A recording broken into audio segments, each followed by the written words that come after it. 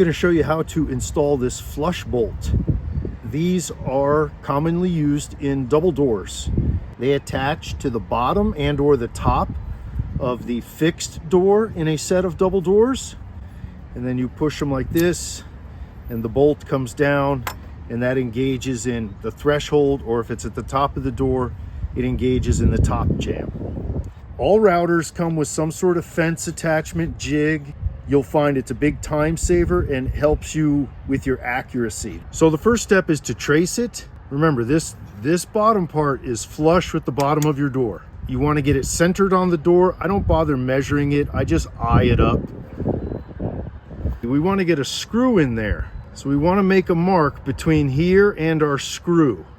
So I'm just going to make a mark right there on either side, and you'll see why that's important later. So the first thing we want to do is mortise this. We want to mortise it the thickness of the face of the bolt, because that's going to sit down in there. So first I adjust the depth of my router bit so that it just cuts that deep.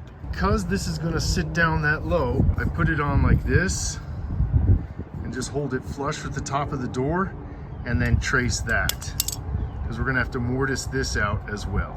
Now you can do this freehand, it's not that hard, I do it all the time, but you can see I have the bit right on that line, and now I push my fence against the side of the door and tighten it down. That way I'm far less likely to make a mistake. I still have to be careful though.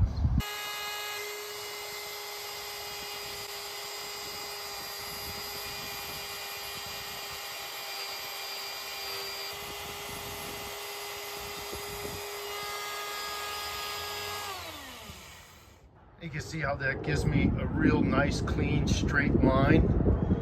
Now I can just flip the router over and do the other side.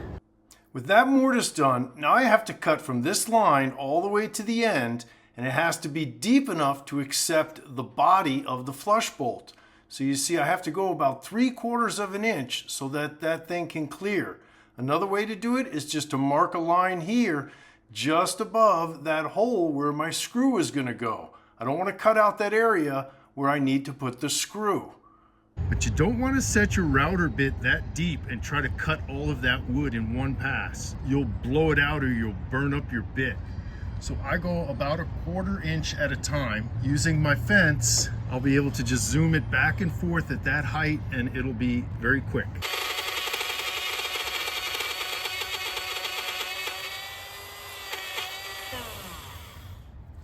And I want to be careful not to go past that line.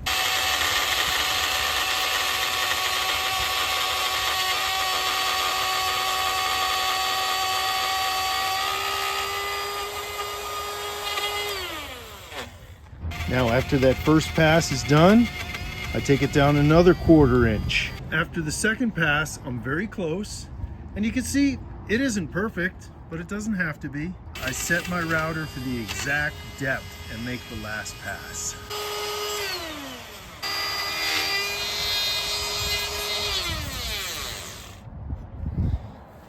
Perfect. Now I have to mortise this little section the same thickness as this. You could try to do this with a chisel, but you're working on end grain. It's very hard. It's much easier to do it with a router.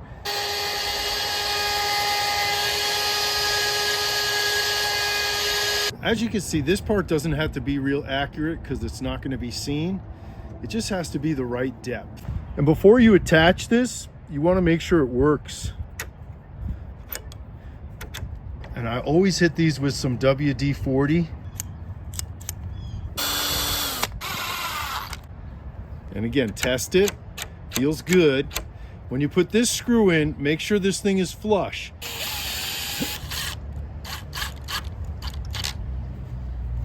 Test again.